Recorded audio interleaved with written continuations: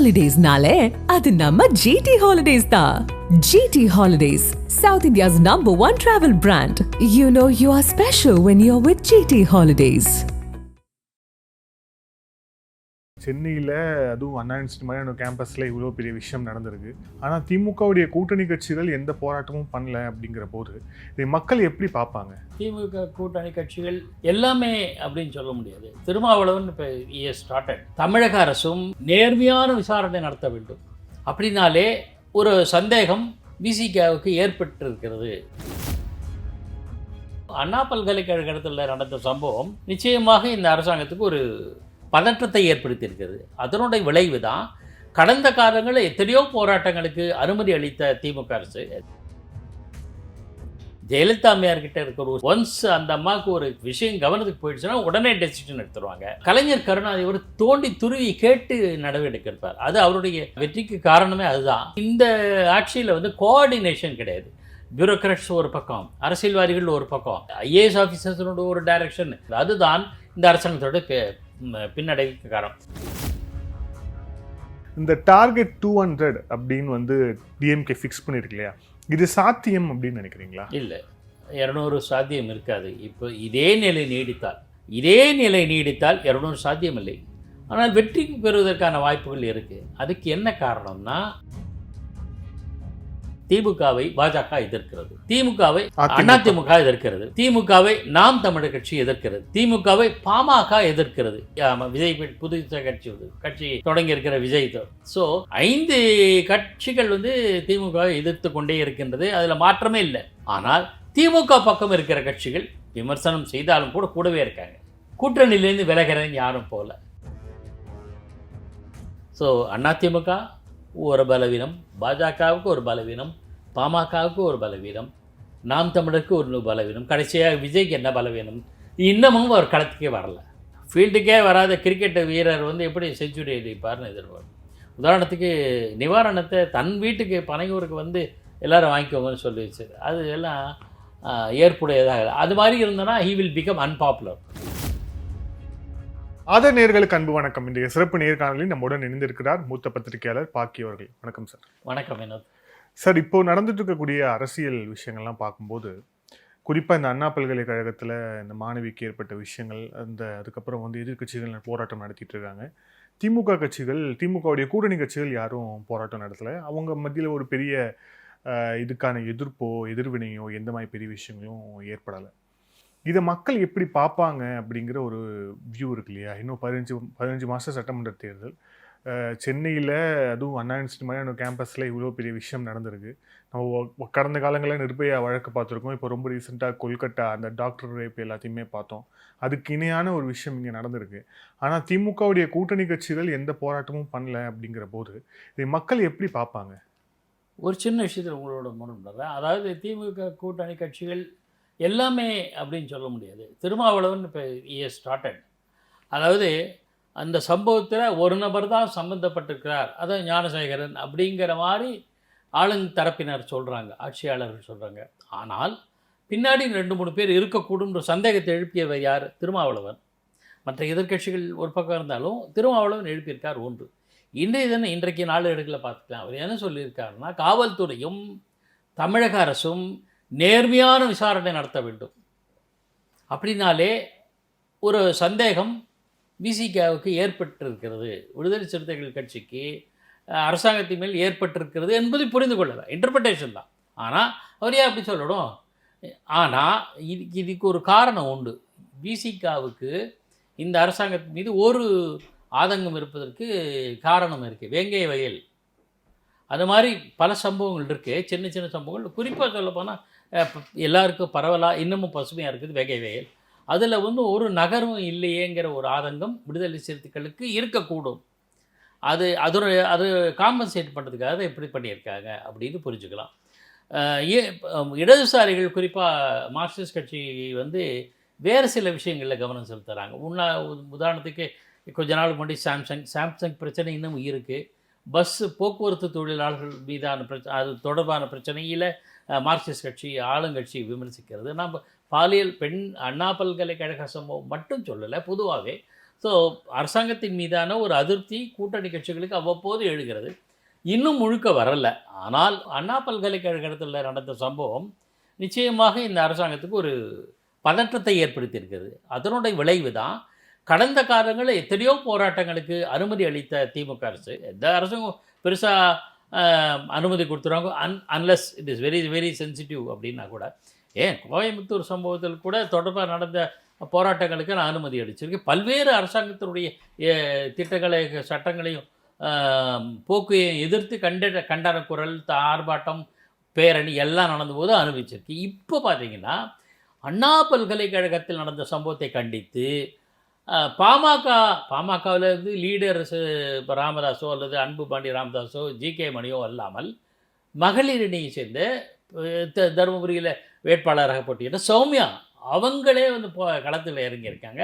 அது மட்டும் இல்லாமல் கூட அரெஸ்ட் பண்ணிட்டு, அது சின்ன போராட்டத்துக்கான கைதுன்னா கூட அந்த சம்பவம் நடந்திருக்கு. பாஜகவுக்கு மதுரை போலீஸ் இன்னும் அனுமதியே தரல.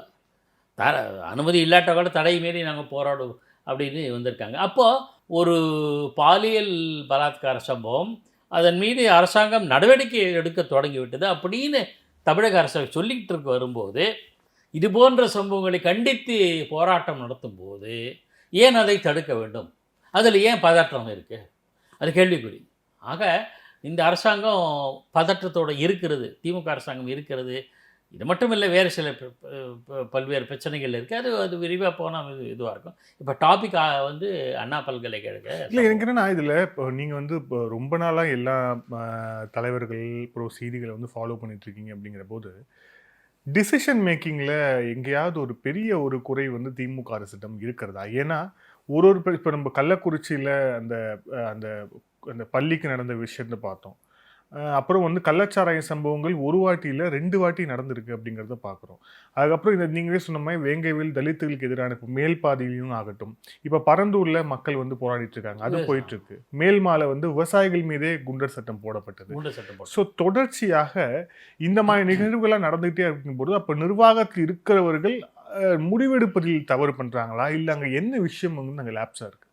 அவங்களுக்கு நிர்வாகத்தில் தமிழக முதலமைச்சர் பொறுத்தவரையில் அவரை நான் பெரிதாக குறை சொல்லாட்டாலும் அவருக்கு எல்லா விஷயங்களும் எடுத்து செல்லப்படுகிறதா, அவரும் கேட்டு தெரிந்து கொள்ளுகிறாரா? 2 விஷயம். ஜெயலலிதா அம்மையார்கிட்ட இருக்கிற ஒரு சின்ன குறை என்னென்னா, அவங்க ஒன்ஸ் அந்த அம்மாவுக்கு ஒரு விஷயம் கவனத்துக்கு போயிடுச்சுன்னா உடனே டெசிஷன் எடுத்துருவாங்க. கலைஞர் கருணாநிதி ஒரு தோண்டி துருவி கேட்டு நடவடிக்கை எடுப்பார். அது அவருடைய திறமைக்கு வெற்றிக்கு காரணமே அதுதான். இந்த ஆட்சியில் வந்து கோஆர்டினேஷன் கிடையாது. பியூரோக்ராட்ஸ் ஒரு பக்கம், அரசியல்வாதிகள் ஒரு பக்கம். பியூரோக்ராட்ஸ்லேயே ஐஏஎஸ் ஆஃபீஸர்ஸோட ஒரு டைரக்ஷன், ஐபிஎஸ் ஆஃபீஸர்ஸோட ஐபிஎஸ் அப்படி சொல்ல, நிர்வாக பிரிவினர் ஒரு பக்கம், இவங்க காவல்துறையினர் ஒரு டைரக்ஷன். இவங்களுக்குள்ள ஒரு கோஆர்டினேஷன் இல்லை. இவங்க எல்லாரையும் கொண்டு வந்து தன்னுடைய கண்ட்ரோல் வச்சுருந்தாங்கன்னா, மேலிடம், கட்சி மேலிடமோ அல்லது துணை முதலமைச்சர் யாராக இருந்தோம், நம்ம அந்த அதில் இது பார்க்கல, வேதம் பார்க்கல. என்னன்னா அதெல்லாமே ஒரு கட்டுப்பாடோட ஒரு லைன், இதுதான் உங்களுக்குள்ளே எவ்வளோ வேறுபாடு என்கிட்ட கொண்டு வந்துருங்க, அதுக்கப்புறம் வில் டிஸ்கஸ் அண்ட் டிசைட் அப்படிங்கிற ஒரு அணுகுமுறை என்ன சுடக்கமோ தெரியல இந்த அரசாங்கத்தை. அதுதான் இந்த அரசாங்கத்தோட பின்னடைவுக்கு காரணம். கூட்டணி கட்சிகளையும் கூட கலைஞர் கருணாநிதி என்ன பண்ணுவார், ஒரு பிரச்சனை வந்தால் கூட்டணி கட்சிகளையும் கூப்பிட்டு வச்சு ஒரு மாதிரி தீர்வு எட்டுவார். சம்பவம் நான் சொல்ல போனால் பல விவசாயிகள் தொடர்பான பிரச்சனைகளில் கலைஞர் கருணாநிதி திமுக ஆட்சியில் இப்போ சிபிஐயோட ஒரு மாதிரி ஒரு இதெல்லாம் பெருசுப்படுத்தாதீங்க, நம்ம சமாளிச்சுக்கலாம், இது பண்ணிக்கலாம் அப்படின்னு பண்ணுவார். என்ன உதாரணம் ஸ்பெசிஃபிக்காக சொல்கிறேன். நிலம், விவசாயிகளுக்கு நிலம் தரணுங்கிற ஒரு திட்டம் கொண்டதில்ல 2006. அப்போது முடியல, லேண்டை ஐடென்டிஃபை பண்ண முடியாது சூழல். ஸோ கூட்டணி கட்சிகளையும் நீங்கள் கையில் வச்சுக்கணும், அதிகாரிகளையும் கையில் வச்சுக்கணும், ஆட்சியாளர்களையும் கையில் வச்சுக்கணும். 3 தரப்புலையும் நீங்கள் வந்து பண்ணணும். இந்த கட்சி மேலிடமோ ஆட்சி மேலிடமோ என்ன காரணமோ தெரியல, அல்லது அவர்களுக்கு உரிய வகையில் எடுத்து செல்லப்படவில்லை. இப்போ ஏன் அந்த சில தகவல்கள் உரிய இடத்துக்கு எடுத்து செல்லப்படவில்லையோ என்ற சந்தேகத்தை ஏன் எழுப்புகிறேன் அப்படின்னா, ஜெயலலிதா அம்மையார் காலத்தில் 2015 வெள்ளம் வந்து சென்னை பெருவெள்ளம், அப்போது அது முறையாக அம்மையாருக்கு எடுத்து செல்லப்படவில்லை. அது எதையோ தயங்கினாங்க. இந்த விமர்சனம் பரவலாக எல்லாருக்கும் வந்தது. உண்மை என்னன்னு நமக்கு தெரியாது, ஆனால் விமர்சனம் எல்லா இடங்களையும் ஊடகங்களையும் வெளிச்சத்துக்கு வந்தது. அது மாதிரியான ஸ்லாக்கனிங் இருக்குல்ல, ஒரு ஒரு தயக்கமாக பின்னடைவு, அது வந்து நிர்வாகத்துக்கு சரியானதல்ல. இதை வந்து மாற்றணும். இதை அட்லீஸ்ட் இனிமேலாவது மாற்ற வேண்டிய கடமை வந்து கட்சி தலைமைக்கும் ஆட்சி தலைமைக்கும் இருக்குது. கட்சி தலைமையோட ஆட்சி தலைமை தான் முக்கியம். அது எங்கே ஏன் இந்த மாதிரி ஆகுதுன்னு புரிஞ்சுக்கணும். அது செஞ்சால் நல்லது. அப்போ தான் பிரச்சனைகள் வந்த பிறகு ஏற்படுகிற அதற்கான தீர்வுகளை எட்டுவதை விட பிரச்சனைகளே வராமல் தடுக்கிற ஒரு அணுகுமுறை இருக்குல்ல. நான் ஒரே ஒரு உதாரணத்தை நான் கலைஞர் கருணாநிதி ஆட்சி ஏன் சுட்டி காட்டுறேன்னா, அவர்கிட்ட இந்த பாடம் கற்றவர் தானே நம்ம முதலமைச்சர். 96 எனக்கு நினைக்கிறேன், எனக்கு இயர் ஞாபகம் இல்லை. அப்போ ஆட்சி காலத்தில் கருணாநிதி அவர்கள் முதலமைச்சர், பொதுப்பணித்துறை அமைச்சராக துரைமுருகன் இருந்தார். ரெட் ஹில்ஸோ ஏதோ ஒரு சென்னைக்கு குடியிருந்திருக்கிற ஒரு நீர்த்தேக்கம் உடைகிற அபாயம் ஏற்படுது. உடைகிறதா அல்லது நீர் வழிகிற ஏதோ ஒரு பிரச்சனை வந்தது. காலை 6 மணிக்கு செக்ரட்டேரியட்டுக்கு போய் உட்காந்துக்கிட்டவர் முதலமைச்சர் கருணாநிதி அவர்கள். அதே அதிகாலையிலேயே துரைமுருகனை ஸ்பாட்டுக்கு அனுப்பிச்சிட்டார். ரெட் ஹில்ஸோ பூட்டி, எனக்கு ஐ டோன்ட் ரிமெம்பர் எக்ஸாக்ட்லி, அது இம்மெட்டீரியல். என்ன சொல்கிறேன்னா, ஒரு சம்பவம் நடந்தால் அங்கே போய் முதல்ல முடிவு எடுத்துடுறேன். துரைமுருகன் அனுப்பிச்சு என்ன ஆச்சு பாரு, இது நடக்காமல் இருக்கணும், நம்ம ஆட்சிக்கு கெட்ட பேர் வந்துடக்கூடாது. இஷ்யூ என்னன்னா, நம்ம ஆட்சிக்கு கெட்ட பேர் வரும், நீ போய் பாரு அப்படின்னு அமைச்சர் அனுப்பிச்சிட்டார். பொதுப்பணித்துறை அமைச்சர் களத்துக்க போயிட்டார். மாண்புமிகு முதலமைச்சர் கலைஞர் கருணாநிதி அவர்கள் செக்ரட்டேரியட்டில் இருக்கார் காலையில் 6 மணிக்கு. காலையில் வாக்கிங் போகக்கூடியவர். இது எதுக்கு சுட்டி காட்டுறோம்னா, இந்த மாதிரியான நிகழ்வுகள் ஒரு ஆட்சியை வந்து செம்மையாக நடத்துவதற்கான வழியாகும். இன்றைய சூழலில் அதெல்லாம் அது போன்ற அணுகுமுறைகள் இல்லையோ என்கிற கருத்து இருக்கு. இல்லை என்னன்னா, இப்போ நம்ம இந்த குறிப்பிட்ட எல்லா சம்பவத்துலையுமே ஒரு அமைச்சர் இல்லை ஒரு அதிகாரி தப்பு பண்ணுறாங்க அப்படிங்கிறத தாண்டி இது எல்லாமே ஹோம் டிபார்ட்மெண்ட் தொடர்புடைய விஷயங்களாகவே இருக்குது. குறிப்பாக காவல்துறை, இப்போ லாக்அப் மரணங்களாக இருக்கட்டும், குண்டாஸ் போடப்பட்டதாக இருக்கட்டும், அப்புறம் வந்து தொடர்ச்சியாக வந்து எல்லாமே வந்து ஹோம் டிபார்ட்மெண்ட் ரிலேட்டடாக தான் இருக்குது. அது லா அண்ட் ஆர்டர் கொலாப்ஸாக இருக்கட்டும், எல்லாமே ஹோம் டிபார்ட்மெண்ட் ரிலேட்டடாக இருக்குது. அப்படிங்கிற போது ஹோம் டிபார்ட்டும் முதலமைச்சர்கிட்ட தான் இருக்குது. அப்படிங்கிற போது அப்போ நேரடியாக வந்து அவர் தான் ரெஸ்பான்சிபிள்னு வந்து எதிர்கட்சிகள் கேட்குறதுல நம்ம என்ன தவறு காண முடியும் அதில்? நிச்சயமாக, அதாவது 2 அணுகுமுறை உண்டு. ஹோம் டிபார்ட்மெண்ட் சொல்லப்படும் உள்துறை அல்லது காவல்துறை எடுத்துக்கிட்டிங்கன்னா, ஒவ்வொரு கட்சிக்கும் ஒவ்வொரு ஆட்சியாளருக்கும் ஒரு அணுகுமுறை உண்டு. ஜெயலலிதா அம்மையார் முழுக்க தன் கையில் வச்சுப்பாங்க. எம்ஜிஆர் அவர்கள் என்ன பண்ணுவார், அப்போ டிஜிபி மோகன்தாஸ், ஸ்ரீபால் இல்லை, லக்ஷ்மி நாராயணன் இருந்தார், ராதாகிருஷ்ணன் இருந்தார், ரங்கசாமி ஐஜியாக இருந்தார். அவங்களாம் இருக்கும்போது அவங்கள முழுக்க பிளான் பண்ணி என்ன மாதிரி பண்ணணும் பார்த்துக்குங்க அப்படிம்பாங்க. அவங்களும் ஆட்சிக்கு எந்த வித குந்தகம் வராமல் பார்த்துப்பாங்க. அதிகாரிகள்கிட்ட முழு சுதந்திரம் கொடுத்துருவாங்க. ஆனால் அந்த ஆட்சிக்கு ஏற்ற மாதிரி செயல்படணுங்கிற எண்ணத்தில் இருப்பாங்க. அதில் எம்ஜிஆர்கிட்ட அணுகுமுறை ஏன் அப்படின்னா, அப்போ காவல்துறைக்கு ஒரு பூரண சுதந்திரம் தரப்பட்டது. எனக்கு உண்மையை சம்பவத்தையும் சொல்கிறேன். பாலச்சந்திரன் என்ற ஒரு டெப்டி கமிஷனர், காவல்துறை துணை ஆணையர் சென்னையில் இருந்தார். இப்போ இல்லை. அவர் காலத்தில் ஆட்சியாளர்களுக்கு சொந்தமான கார் வந்து நோ பார்க்கிங்கில் இருந்தபோது செலான் இஷ்யூ பண்ணி அபராதம் விதித்தார். நான் வந்து முதலமைச்சரோட ஃபேமிலி அப்படின்னு சொன்னாங்க. அதெல்லாம் நடக்காது அப்படின்னாங்க. அவருக்கு இடம் மாற்றுவதற்கு உத்தரவு பிறப்பிக்கப்பட்டு லெட்டர் கொடுத்துட்டார், நான் ரிசைன் பண்ணுறேன்ட்டு. அப்போ எம்ஜிஆர் கூப்பிட்டு இல்லை நீங்கள் நான் நடவடிக்கை எடுக்கிறேன்னார். இது மாதிரி அதிகாரிகள் ஐஏஎஸ்ஓ ஐபிஎஸ்ஓ அதிகாரிகள் யாராக இருந்தாலும் ஒரு முழுமையான நம்பி திறமையானவர்னு புரிஞ்சுக்கிட்டு முழுமையான அதிகாரம் கொடுத்தார். மோகன்தாஸ்ன்ற டிஜிபி இருந்தார் காவல்துறை. அவர் சில அணுகுமுறைகள் பல பேருக்கு பிடிக்காமல் இருக்கலாம். ஆனால் நிர்வாகத்தில் சட்டம் ஒழுங்கு இல்லாமல் பார்த்துக்காரு. அதெல்லாம் தேவாரம் முழு சுதந்திரம் தரப்பட்டது. அவர் மீதும் பல புகார்கள், தேவாரம் வந்தாலே சுட்டுக் கொள்வார் அப்படிங்கிற ஒரு பிரச்சனைகள் வேண்டாம். ஆனால் சட்டம் ஒழுங்கு பிரச்சனை கட்டுக்குள்ள வந்தது. அந்த மாதிரி ஒரு சில அணுகுமுறைகள் அது வந்து காவல்துறை அதிகாரிகளில் ஐஏஎஸ் ஐபிஎஸ் நிர்வாக அதிகாரிகள்கிட்டையும் முழு நம்பி கொடுத்தார் எம்ஜிஆர். ஜெயலலிதா அம்மையார் வந்து முழுக்க தன் பாட்டில் வச்சுருந்தாங்க. அவங்க கணக்கு பண்ணி செயல்படுவாங்க. இது 2மே இல்லாது தான் இப்போ நடக்குது. கலைஞர் கருணாநிதி ஆட்சி காலத்திலையும் முழுக்க தன் வசம் எடுத்துப்பார், தன்னுக்கு ஏற்ப செயல்படுவார். பிரச்சனை வராமல் எப்படி பார்த்துக்கணுங்கிறதில் அவர் கெட்டிக்காரர். இந்த மாதிரியான அணுகுமுறைகள், இந்த இருவிதமான அணுகுமுறையும் இல்லாத ஒரு சூழல் இருக்குது. அதுதான் வெளிப்படையாக சொல்ல விரும்பல, மறைமுகமாக சொல்ல. சில ஐஏஎஸ் அதிகாரிகளோட நடவடிக்கைகளுக்கு முரணாக சில ஐபிஎஸ் அதிகாரிகள் நடப்பதாக நான் கேள்விப்பட்டேன். அது உண்மையாக பொய்யா தெரியாது. அது நிர்வாகத்தினுடைய 2 கிளை அதிகாரிகள் காவல்துறையினர் இதை ஒருங்கிணைந்து செயல்படணும். அந்த மாதிரி இல்லைன்னு சொல்கிறாங்க. நமக்கு தெரியாது, உண்மை எதுவும் தெரியாது. ஆனால் அந்த மாதிரி நம்ம சந்தேகம் உறுதிப்படுத்துகிற மாதிரி நடந்துக்கூடாது அரசாங்கம். அது ஒரு பெரிய இது. இன்றைக்கி சொல்கிற மாதிரி தொடக்க புள்ளியிலே மறுபடியும் வர அங்கே உள்துறை என்பது மாண்புமிகு முதலமைச்சர் கைவசம் இருக்கிறது. ஒருவேளை அவருக்கு பணிச்சுமையோ வேறு ஏதாவது காரணம் இருந்தால் அவர் சிறந்த நிர்வாகிகளை தேர்ந்தெடுத்து அவரிடம் ஒப்படைத்து விடுவார். அது எந்த அளவுக்கு செயல்படுகிறார்? நான் ஒப்படைக்கணுங்கிறது மட்டும் இல்லை, முழுக்க 100% ஒப்படைக்கணும் இல்லை. அரசாங்கத்துக்கு கெட்ட பேர் வராமல், அரசாங்கத்துக்கு எந்த விதமான சிக்கலும் வராமல் நடந்துக்கணும். அதிகாரிகள் மத்தியிலும் ஒருங்கிணைப்பு தேவை. அதிகாரிகள் அமைச்சர்கள் மத்தியிலும் ஒருங்கிணைப்பு தேவை. ஆட்சியாளர்கள் மத்தியிலும் ஒருங்கிணைப்பு தேவை. இந்த ஒருங்கிணைப்பு கூட எதிர்க்கட்சிகளை திருப்தி செய்யக்கூடிய, அவர்களுடைய மனம் கோணாமல், அவருடைய மனம் புண்படாத அளவுக்கு செயல்படுவோம். இப்படி இருந்தாலும் சுமூகமாக போகும். அதுதான் தேவை இந்த அரசாங்கத்துக்கு. இப்போது நம்ம ஒரு 15 மாதம் தான் இருக்குது இப்போது சட்டமன்ற தேர்தலுக்கு. அப்படிங்கிற போது இப்போ எலெக்ஷன் பாயிண்ட் ஆஃப் வியூவில் வந்து பார்க்கணும் அப்படின்னா டிஎம்கே ஒரு டார்கெட் ஃபிக்ஸ் பண்ணுறாங்க. 200 அப்படிங்கிற டார்கெட் ஃபிக்ஸ் பண்ணுறாங்க. அவங்க நிர்வாகிகள் பேசும்போது நம்மளுடைய டார்கெட் வந்து 220 அப்படிங்கிறாங்க. 220 சீட் நம்ம ஜெயிக்கணுங்கிறாங்க. முதலமைச்சர் 200 சீட்டு வந்து ஜெயிக்கணும் அப்படிங்கிறாரு. ஆனால் இப்போ நம்ம இதுக்கு முன்னாடி கேள்வியிலேயே நாமளே வந்து பேசின இவ்வளோ பிரச்சனைகள் வந்து இருக்குது. நேரடியாக ஹோம் டிபார்ட்மெண்ட்டே வந்து குற்றம் சாட்டி இருக்குது. அப்புறம் இந்த விஷயங்கள்லையும் வந்து புகார் மேலே புகார் வந்துகிட்டு இருக்கு. அப்படிங்கிற போது இந்த டார்கெட் 200 அப்படின்னு வந்து டிஎம்கே ஃபிக்ஸ் பண்ணியிருக்கு இல்லையா, இது சாத்தியம் அப்படின்னு நினைக்கிறீங்களா? இல்லை, 200 சாத்தியம் இருக்காது. இப்போ இதே நிலை நீடித்தால், நான் சொல்கிற வார்த்தையை கவனமாக சொல்கிறேன், இதே நிலை நீடித்தால் 200 சாத்தியமில்லை. ஆனால் வெற்றி பெறுவதற்கான வாய்ப்புகள் இருக்குது. அதுக்கு என்ன காரணம்னா, எதிரிகள் வந்து பலவீனமாக இருக்காங்க. 2 விஷயத்தை கம்பேர் பண்ணி, சென்ட்ரல் ஸ்டேட் ரெண்டுத்தையும் கம்பேர் பண்ணி சொல்கிறேன்.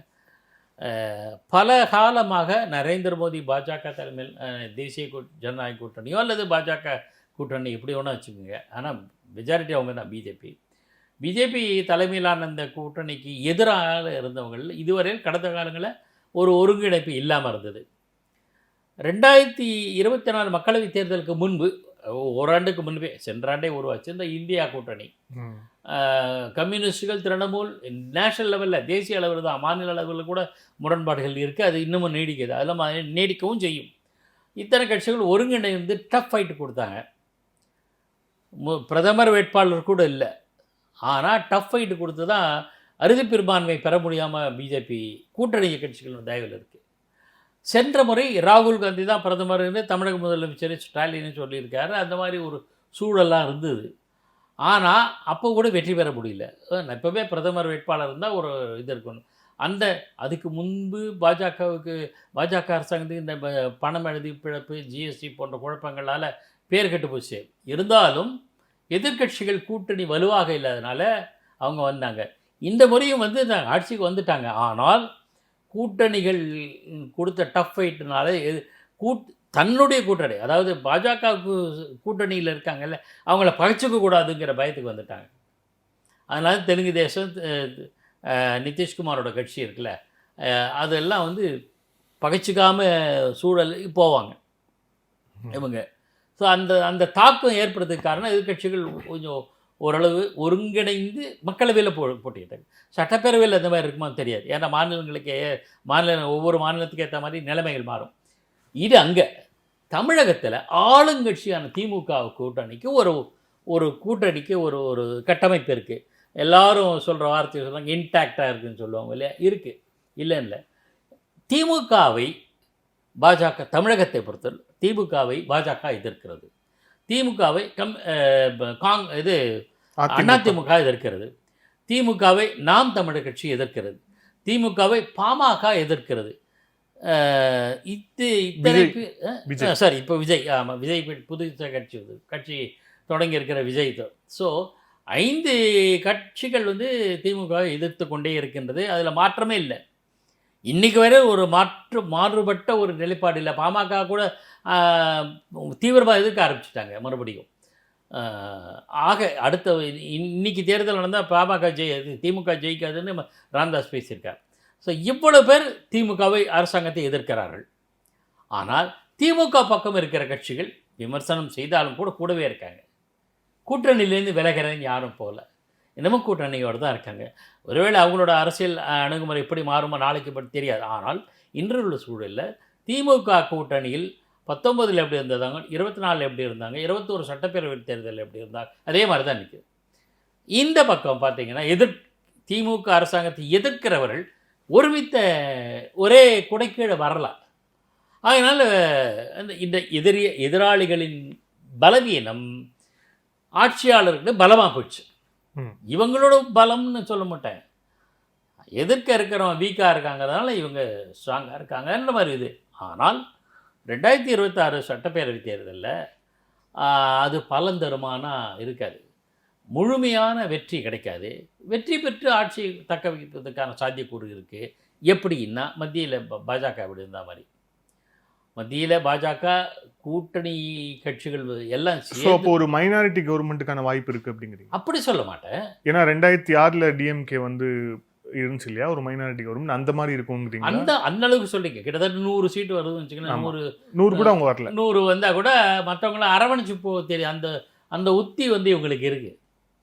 நீங்கள் அது வந்து தேசிய அளவில் சில பேருக்கு அந்த கைகூடக்கூடிய விஷயம். கலைஞர் கருணாநிதி அவர்கள் 2006 என்று நினைக்கிறேன்.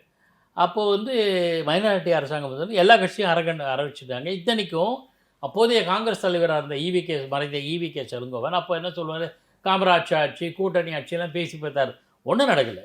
அவருக்கு தெரியும் கலைஞர் கருணாநிதிக்கு எப்படி மேலெடுத்த சரி கட்டணும்ட்டு. அந்த மாதிரி பண்ணிட்டு 5 ஆண்டுகளை பூர்த்தி செய்தார்.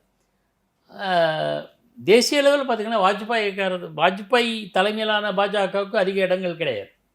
இப்போ நரேந்திர மோடி 303 கூட போன வாட்டி வாங்கினார்ல, அந்த மாதிரி கிடையாது. ஆனாலும் எல்லா கட்சிகளும் அரவணைச்சிட்டு அவர் 5 ஆண்டுகள் அவரால் ஆட்சி நடத்த பூர்த்தி செய்ய முடிஞ்சது. ஆனால் மற்ற கட்சிகளுக்கெல்லாம் அகாமடேட் பண்ணார் அமைச்சரவையில், அந்த மாதிரி எல்லாருக்கும் இடம் கொடுத்தாரு, அதனால போச்சு. இப்போது வந்து கூட்டணி கட்சிகளுக்கு இடம் அளிப்பாரா இல்லையா தெரியாது. கலைஞர் கருணாநிதி இடமளிக்காமலே 5 ஆண்டுகள் ஓட்டினார். இவர் என்ன செய்வார், 2026 சட்டப்பேரவை தேர்தலில் ஒருவேளை எதிர்பார்த்த வெற்றி கிடைக்கவில்லை, மற்றவர்களோட தயவில் தான் போகணும் அப்படின்னு ஒரு சூழல் ஏற்பட்டால் அப்போது இவங்க கூட்டணியில் இருக்கிற கட்சிகள் என்ன நிலைப்பாடு இருக்கும் தெரியாது. ஆனால் அப்படியே ஒரு மறுபரிசீலனை எடுத்தால் கூட, மறுபரிசீலனை நான் சொல்கிறது கூட்டணியிலேருந்து வெளில போகலாமா அப்படின்னு சொன்னால், வெளியிலிருந்து ஆதரிக்கணும்னு சொன்னால் கூட சொல்கிறேன். அப்படி சொன்னால் கூட இவங்க ஆல்டர்னேட் யார் தமிழ்நாட்டில் இல்லை. தமிழ்நாட்டில் இல்லாததுனால இப்போ அதிமுக வலுவாக இருந்ததுன்னு வச்சுக்கலாம், ஜெயலலிதா காலத்தில் இருந்த மாதிரி இருந்ததுன்னா அந்த கட்சி அந்த திமுக கூட்டணியில் இடம் பெற்று வெளியே வந்த அத்தனை கட்சிகளும் ஜெயலலிதா அம்மையார் பின்னாடி போனது சம்பவங்கள்லாம் உண்டு. எம்ஜிஆர் காலத்தில் எம்ஜிஆர் பின்னாடியும் அதே கட்சிகள்லாம் போச்சு. ஆனால் இப்போது அப்படி மாதிரி ஒரு திமுக அரசின் மீது அதிருப்தி அடைந்த கூட்டணி கட்சிகள் மாற்று வழியை தேடுவதற்கு வழி இல்லை இப்போ. ஏன்னா பாஜகவும் ஸ்ட்ராங்கு கிடையாது பெருசாக ஒன்றும், அதிமுகவும் ஒரு ஸ்ட்ராங் இல்லை. விஜய் இன்னும் களத்துக்கே வரல, பேட்டிங் ஆடினா தானே ஒரு 600 அடிப்பாரான்னு தெரியும். இல்லை, பாமகவை பற்றி யாரும் க்ரெடிபிலிட்டி இல்லை. நாம் தமிழர்கிட்ட அவங்க பாட்டு வளருவாங்களே தவிர அவங்க இன்னொருத்தர அக்காமடேட் கூட பண்ண மாட்டாங்க. அப்படின்னு இந்த இவ்வளவு சூழலுக்கு வந்து இந்த மாதிரி ஒரு குழப்பமான நிலை இருக்கிறதுனால இந்த குழப்ப நிலை ஆளும் திமுகவுக்கு சாதகமாக இருக்குது. அதுதான் எதிராளிகளின் பலம் திமுகவுக்கு சாதகமாக இருக்குது, அவ்வளோதான். இந்த நேர்காணல் இறுதியான கேள்வி. ஸோ எதிர்கட்சிகள் வந்து எந்த பாயிண்டில் வந்து மிஸ் பண்ணுறாங்க அப்படின்னு நினைக்கிறீங்க? ஏன்னா எல்லாருமே எதிர்ப்பை காமிக்கிறாங்க, எல்லாருமே போராட்டம் பண்ணுறாங்க, எல்லாமே விக்ரஸாக தான் பண்ணுறாங்க. ஆனால் வந்து உங்களை போன்ற மூத்த பத்திரிகையாளர்கள் சொல்கிறது, இது வந்து திமுகவை ஆட்சி அதிகாரத்திலேருந்து அகற்றுவதற்கான வலிமையை இது பெறாது அப்படிங்கிற எந்த இடத்துல தவறு நடக்குது? நான் இதை வந்து எல்லாம் ஒட்டுமொத்தமாக பொதுவாக சொல்ல முடியும், தனித்தனியாக தான் சொல்ல முடியும். அதிமுகவுக்கு பழைய ஆளுமை இல்லை, இன்னும் பெறவில்லை.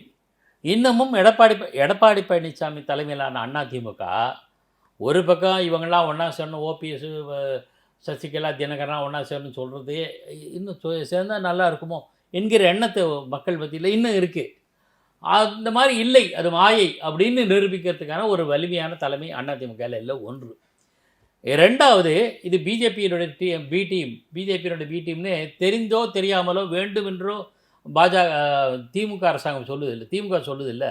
அதை முறியடிக்கிற மாதிரியான ஒரு வாதம் இல்லை அதிமுகவில். மூன்றாவது, ஒரு ஆளுமை மிக்க தலைவராக இன்னமும் எடப்பாடி இல்லை. அவர் முதலமைச்சராக இருக்கும்போது காமிச்சார், கெத்து காமிச்சார். பட் நீங்கள் முதலமைச்சராக இருக்கும்போது இருக்கிறது பெருசு இல்லை. முதலமைச்சராக இல்லாத காலத்திலும் நீங்கள் உங்கள் ஆளுமை நிரூபிக்க வேண்டும். அதை செஞ்சவர் கலைஞர் கருணாநிதி, செல்வி ஜெயலலிதா எல்லாம். அந்த மாதிரியான செயல்பாட்டில் எடப்பாடி பின்னடைவாகத்தான் எனக்கு தோன்றுகிறது. அது அதிமுக பொறுத்தவரை. பாஜக பொறுத்தவரை என்ன தான் பண்ணாலும் களப்பணியில் அண்ணாமலை பிரமாதமாக வேலை செய்கிறார். அவர் பாஜக பிசாசு மாதிரி பேய் மாதிரி வளர்ந்துட்டுருக்குன்னு திமுக தரப்பிலே சொல்கிறாங்க, பயப்படுறாங்க. இருந்தாலும் சித்தாந்தம் ஒரு பிளாக். ரெண்டாவது, தலைமையை எப்போ வேணால் மாற்றிடுவாங்க பாஜக. ஆனால் நான் உறுதியாக சொல்கிறேன், அதிமுக அண்ணாமலையை மாற்ற மாட்டார்கள் பாஜகவை பொறுத்தவரை. ஏன்னா மேலிடம் கணக்கு வச்சுருக்கு. அவங்க கட்சி தான் வளர்க்கணும், கட்சியை வளர்த்து ஸ்ட்ராங்காகிடணும், பில்டிங் ஸ்ட்ராங்காக இருக்கணும், அது பேஸ்மெண்ட்டும் ஸ்ட்ராங்காக இருக்கணும். அதுதான் அவங்களோட நோக்கம். ஆட்சிங்கிறது அப்புறம் தான். அது தெளிவாக இருக்காங்க. அதுக்கு சரியான செயல்பாடுகள் களப்பணிகளை அண்ணாமலை ஆற்றி வருகிறார். அதில் ஆரம்பத்திலேருந்து சொல்லிட்டு வர. ஆனால் என்னன்னா, சித்தாந்தம் ஒரு பிளாக் தடையாக இருக்குது. அதை முறியடிக்கணும் அண்ணாமலை. அது அவருக்கு பெரிய சவால். பாமக பொறுத்தவரை நம்பகத்தன்மை இல்லை என்பது நிரூபித்து கொண்டே இருக்காங்க. அதனால் அவங்க மேலேயும் தேமுதிக பலவீனமாக போயிடுச்சு. நாம் தமிழர் கட்சி ஒரு இளைஞர்களே நான் எந்த விதமான பாட்சமும் இல்லை சொல்கிறேன். திராவிட சித்தாந்தத்தால் நமக்கு கிடைச்ச தகவல் சொல்கிறேன். திராவிட சித்தாந்தத்தால் வெறுப்படைந்த, விரக்தி அடைந்த இளைஞர் பட்டாளம் நாம் தமிழரால் கட்சியினால் ஈர்க்கப்படுகிறது. ஆனால் அவர் என்ன செய்வார் அது பெரிய கேள்வி. வசீகரமாக பேசுகிறார், துணிஞ்சு பேசுகிறார், எந்த விதமாக இதை பற்றி கவலைப்பட பேசுகிறார். ஆனால் என்ன செய்ய போகிறார்? ஆட்சிக்கு அவர் கையில் கொடுத்தா என்ன செய்ய போகிறார்? இது ஒரு கேள்விக்குறி இருக்குது. அதே சமயத்தில் வளர்ச்சியை அடைந்து வருவார். எந்த கூட்டணியும் இல்லாமல் மெல்ல வளர்ந்துட்டார். மாநில கட்சி அங்கீகாரம். பல விஷயங்களில் ஒரு கன்சிஸ்டன்சி இருக்குது, பல விஷயங்களில் இன்கன்சிஸ்டன்சி இருக்குது. இன்கன்சிஸ்டன்சினா சித்தாந்தத்தில் இல்லை, செயல்பாடுகள். என்ன பண்ணுவீங்க? அதாவது நாம் தமிழர் கட்சி எடுத்து ஒரு அட்மினிஸ்ட்ரேட்டிவாக நீங்கள் என்ன பண்ணுவீங்க? நிர்வாக ரீதியாக என்ன செஞ்சுருக்காங்க? இது ஒரு கேள்விக்குறி. இன்னமும் ஒரு கவுன்சிலராகவோ அல்லது ஒரு சின்ன பஞ்சாயத்தில் நாம் தமிழர் செயல்பட்டு அவங்க நிர்வாக ரீதியாக என்ன நிரூபிச்சிருக்காங்க? இல்லை, அது ஒரு கேள்விக்குறி. அது சந்தேகமாக இருக்குது. ஆனால் ஈர்க்கிறார், இளைஞர்கள் ஈர்க்கிறார். அது அவரோட பலவீனம். ஸோ அதிமுக ஒரு பலவீனம், பாஜகவுக்கு ஒரு பலவீனம், பாமகவுக்கு ஒரு பலவீனம், நாம் தமிழருக்கு ஒரு பலவீனம். கடைசியாக விஜய்க்கு என்ன பலவீனம்? இன்னமும் அவர் களத்துக்கே வரல. ஈரோடு கிழக்கு தேர்தல் சரி, சட்டப்பேரவை மக்களவை தேர்தலில் உங்களுடைய குறைந்தபட்சம் நீங்கள் களத்தில் இறங்காட்டக்கூட யாருக்கு ஆதரவு அல்லது ஆதரவில்லை ஏதாவது சொல்லணும்ல, அது இல்லை. மக்களவை தேர்தல் முடிஞ்சு போச்சு, ரைட், விட்டுருங்க. சட்டப்பேரவை இடைத்தேர்தல் வருது, ஈரோடு கிழக்கு தேர்தல். அதுக்கே என்ன சொல்லி நாங்கள் போட்டியிட போவதில்லை, யாரையும் ஆதரிக்கவும் போவதில்லை. இப்படி ஒரு நிலைப்பாடு இருந்தால் அவருக்கு இப்போ ஃபீல்டுக்கே வராத கிரிக்கெட் வீரர் எப்படி செஞ்சுரி அடிப்பார்னு எதிர்பார்ப்போம். ஆனால் என் தலைமையில் கூட நாங்கள் ஆட்சி அமைப்போம், எல்லாரையும் சேர்த்துப்போம், அப்படி கூட்டணியில் அமைச்சோன்னு பேசுகிறாரு. சில அரசியல் விஷயங்களில் அவருடைய பேச்சு கூட வசீகரமாக இருக்கிறது. ஆனால் சில விஷயங்களில் அவர் ரொம்ப அரசியல்வாதிக்கு உண்டான சில அணுகுமுறைகள் இல்லாமல் போயிருக்கு. உதாரணத்துக்கு நிவாரணத்தை தன் வீட்டுக்கு பனையூருக்கு எல்லோரும் வாங்கிக்கோங்கன்னு சொல்லி வச்சு, அது எல்லாம் ஏற்புடையதாக இல்லை. அது மாதிரி இருந்தனா ஹீ வில் பிகம் அன்பாப்புலர். அவரோட புகழ் மங்கி போயிடும். இந்த புகழெல்லாம் வராது. ஆகையினால் அது அவருக்கு உண்டான பலவீனம். அது ஸோ 5 திமுக அரசாங்கத்துக்கு, திமுகவுக்கு எதிராக இருக்கிற 5 அணியினருமே ஒவ்வொருவருக்கும் உண்டான பலவீனங்களால் பின்னடைவை தான் சந்திப்பார்கள் அப்படின்னு நான் நினைக்கிறேன். அது நான் திரும்ப அதே பாயிண்ட்டுக்கு வரேன், திமுகவுக்கு சாதகமாக அமையும். நன்றி சார். பல்வேறு தேங்க்யூ சார். Thank you sir. அதற்கு நெஞ்சார்ந்த நன்றி. Thank you sir.